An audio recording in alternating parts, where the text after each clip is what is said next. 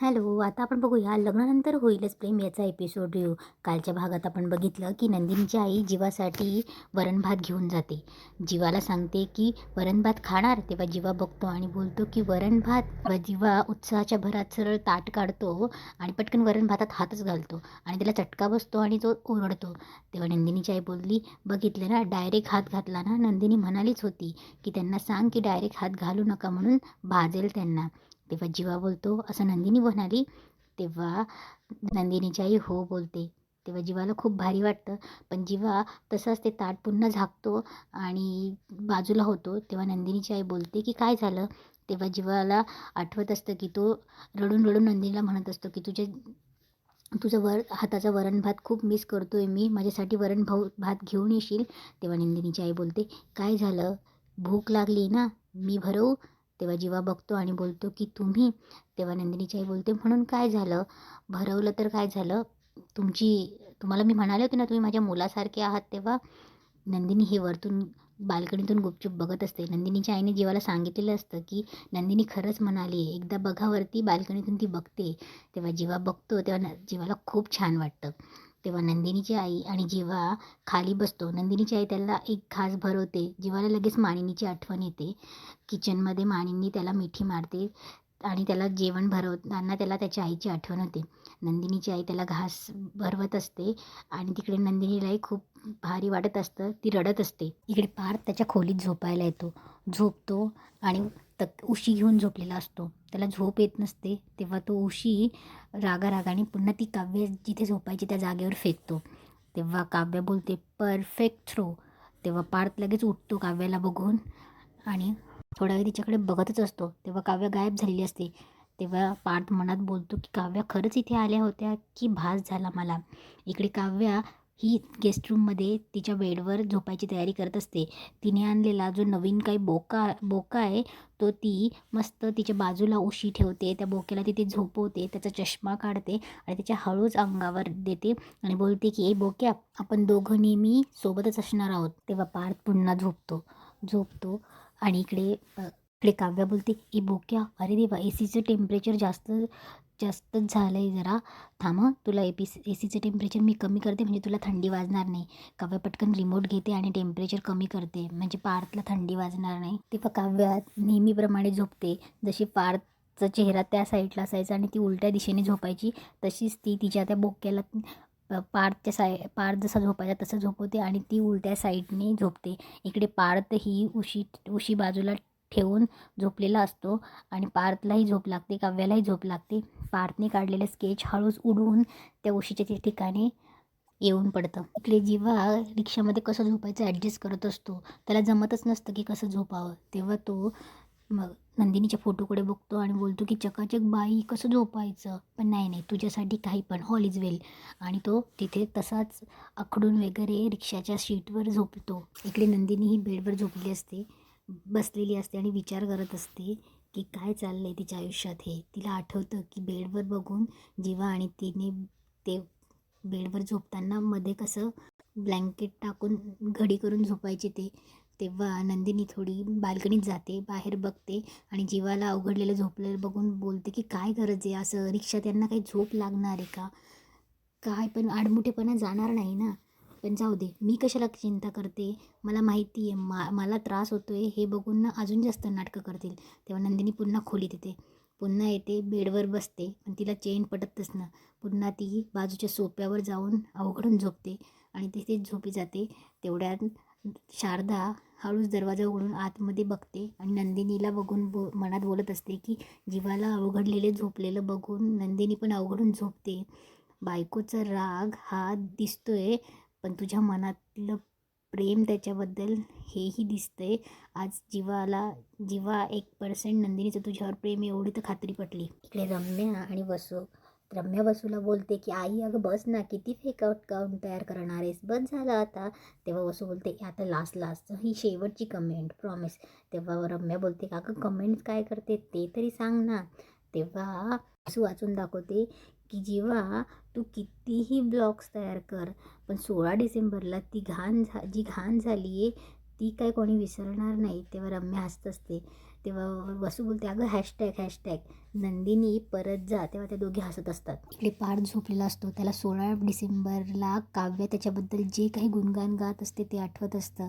तेव्हा काव्या हेही बोलते, तेही आठवतं की इतके दिवस तुम्ही प्रेमासाठी लढला आहेत पार्थ. आता ही तुमची बायको आता प्रेमासाठी लढणार आहे. हे काव्यार्थ मंगळसूत्र तुम्ही दिलं आहे ना, त्याचा आता अर्थ समजणार आहे सगळ्यांना. तेव्हा पार्थला हेही आठवतं की काव्याला ठसका येतो. तेव्हा जीवा पटकन ग्लासात पाणी घेतो आणि हातावर आणि तिच्या डोक्यावर थापतं. तेव्हा पार्थला आता दुसऱ्या बाजूला हेही आठवत असतं की जीवा नंदिनीबद्दल सांगत असतो की काय बायको दिली आहे देवाने. हां, पण वेळ पडल्यावर कानही पकडते. हां, हिच्यामुळेच मी पुन्हा कविता करायला लागलो आणि बाबा हिच्यामुळेच मी पुन्हा कामही करायला लागलो. नंदिनी जर सोबत असेल ना तर मी कोणत्याही लेवलला जाऊ शकतो. हे पार्थला झोपेत आठवत असतं. तेवढ्यात त्याला प्रोजेक्टवरची जीवा आणि काव्याचे क्लोज फोटोही आठवतात आणि पार्थ लगेच घाई गडबडत होऊन उठतो. पार्थ थोडा शांत होतो. बघतो तर साईडला काव्याचं स्केच पडलेलं असतं. ते स्केच उचलतो आणि स्केच बघत असतो. तेव्हा पार्थला लगेच आठवतं. तो मोबाईल घेतो. तेव्हा पिहू बोललेली की जीवा दादा किती करतो नंदिनी वहिनीसाठी. 21 दिवस जीवाचं ते ब्लॉग आठवतो. पार्थ तो ब्लॉग बघत असतो आणि ब्लॉग बघताच त्याला ती वसूने केलेली फेक कमेंटही दिसते. इकडे वसू आणि रम्या चेस खेळत असतात. तेव्हा त्या बोलत असतात. तेव्हा वसू बोलते की बस झालं रम्या, मला झोप येते. एक काम कर, मोबाईल घे आणि 4-5 रील बघत बस. तेव्हा रम्या बोलते की आई मी डिजिटल डेटॉक्स घेतलं आहे गं. तेव्हा वसू बोलते म्हणजे. तेव्हा रम्या बोलते की अगं 8 तास फोन बघणार नाही असं. तेव्हा वसू हसते आणि बोलते की काय आणि तू आणि 8 तास फोन बघणार नाही. अगं विसरलीस का, आत्ताच आपण जीवाचा रील बघत होतो आणि त्याच्यावर फेक अकाउंट करून कमेंट्स करत होतो ते. तेव्हा रम्या थोडी हसते आणि बोलते की अगं आई हळू बोल ना. तेव्हा वसू बोलते कोण ऐकणार आहे, कोणी आहे का इथे, आपण फेक अकाउंट केले हे कोणाला ऐकायला जाणार आहे. तेव्हा रम्या बोलते आई शांत बस गं, आपल्यासाठी तूच खंडा खणू नकोस. इकडे पार्थ त्या रील्स बघत बोलत असतो की किती कमेंट्सला तोंड देणारे लोक थांबवणार नाही आहे, तू किती हे करणार आहे. पण तेव्हा पार्थ मनात बोलतो की परत मला एक प्रश्न पडतोय, त्याचं उत्तर मिळत नाही आहे. 16 डिसेंबरला ते फोटो आलेच कुठून. पिहूकडे तर ते फोटो नसणार आहे. मग 16 डिसेंबरचा ह्या फोटोंचा तपास हा आता मलाच करावा लागणार आहे. इकडे रम्या वसूला बोलत असते की आई काव्य आल्यापासून त्याच्या मनावर इतका खोल परिणाम झाला आहे ना, आणि मानिनी, विक्रम, काव्या आणि ती बावट आशा एवढं समजवत आहे तरी त्याला समजत नाही आहे. म्हणजे तू विचार कर ना, जोपर्यंत पालचा टोल ढळत जात नाही ना तोपर्यंत तुला त्याची काळजी करायची गरजच नाही आहे. तेव्हा रम्या तो पेन ड्राईव्ह ते फोटो असं बोलत असते.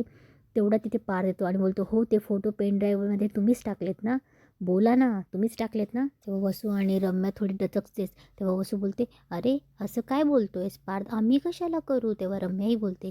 तेव्हा वसू बोलते आणि काय रे एवढा मोठा आरोप करतोयस, याचे कारणाचे तुझ्याकडे पुरावे तरी आहेत का. तेव्हा पार्थ बोलतो पुरावे तर खूप आहेत आणि खणायला गेलो ना बरंच काही हाती येईल, पण त्याआधी तुम्हाला एक चान्स देतोय असं समजा. बोल ड्रीमी गर्ल. तेव्हा रम्या थोडी गोंधळते.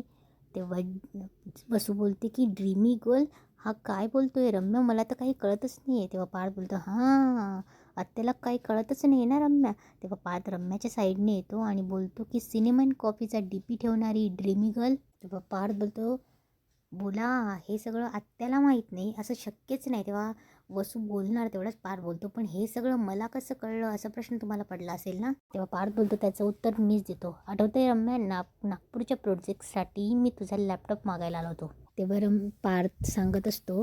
पार्थ एकदा रम्या किचनमध्ये कणिक भिजवत असते तेव्हा पार्थ जातो. तेव्हा रम्या काहीतरी बघत असते आणि तिच्या कानात कॉर्डही असतात आणि लॅपटॉप समोर असतो. तेव्हा पार्थ बोलतो रम्या. तेव्हा रम्या बोलते मला ऐकायला येत नाही, जरा कानातनं काढ ना. तेव्हा पार्थ तिच्या कानातले कॉर्ड काढतो. तेव्हा पार्थ बोलतो की अगं मला अर्जंट मेसेज करायचे नागपूरच्या क्लायंटला, माझं लॅपटॉप हँग होतो आहे, तर मला तुझा लॅपटॉप घेऊ का. तेव्हा रम्या बोलते अरे घे ना, माझं जे काही आहे ते तुझंच आहे. तेव्हा पार्थ तिच्याकडे बघतो. तेव्हा रम्या बोलते घे. तेव्हा पार्थ लॅपटॉप बघतो तेव्हा त्याच्यात सिनेमन कॉफीचा डी पी ठेवलेला असतो. तेव्हा पार्थ बोलतो, सिनेमन कॉफीचा डी पी एवढा आवडते का तुला सिनेमन कॉफी? तेव्हा रम्या बोलते, अरे सिनेमन कॉफी मला नाही तुला आवडते आणि तू मला आवडतोस. आणि रम्या जरा शांत होते पार्थकडे बघून. मग पार्थ तिचा लॅपटॉप घेतो आणि बोलतो की रम्या पासवर्ड. तेव्हा रम्या पासवर्ड टाकणार तेव्हा बघते की तिच्या हात कणिकने भरलेले असतात. ती बोलते की हात. तेव्हा बोलते की अरे घे ना, मी तुला पासवर्ड सांगते तू टाक. तेव्हा पार्थ बोलतो मी. तेव्हा रम्या बोलते की अरे त्यात काय, तेव्हा आपलं माझं आणि तुझ्यामध्ये काही गोष्टी लपल्या आहेत का?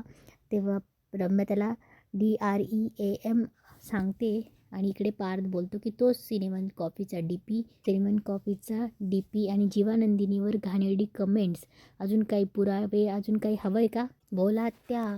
तेव्हा वसू बोलते ठीक आहे, मी मान्य करते ती कमेंट्स आम्हीच केली होती. पार्थ, अरे आम्हाला तुझ्याबद्दल खूप वाईट वाटतं रे. जीवाचा तो व्हिडिओ बघितला आणि आम्हाला खूप राग आला म्हणून आम्ही कमेंट केली. तेव्हा पार्थ बोलतो जीवा माझा भाऊ आहे. तेव्हा रम्या बोलते पण तो नालायक आहे, गुन्हेगार आहे तुझा. तेव्हा पार्थ बोलतो कोण कोणाचा गुन्हेगार आहे हे सगळ्यांना माहिती आहे रम्या, आणि हा आमचा पर्सनल मॅटर आहे, तू आमच्यामध्ये पडू नकोस. आणि ज्यांनी कुऱ्हाडीने झाडावर घाव घातले, झाडाच्या बुडाशी घाव घातले ना, त्यांनी तुटलेल्या फांदीसाठी रडायला येऊ नका.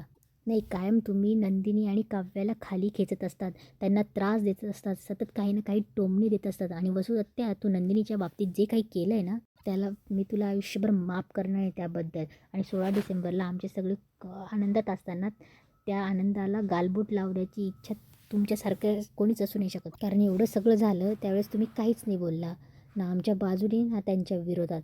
त्यावेळेस मला सगळं समजून जायला पाहिजे होतं. आणि इथेच आजचा एपिसोड संपतो.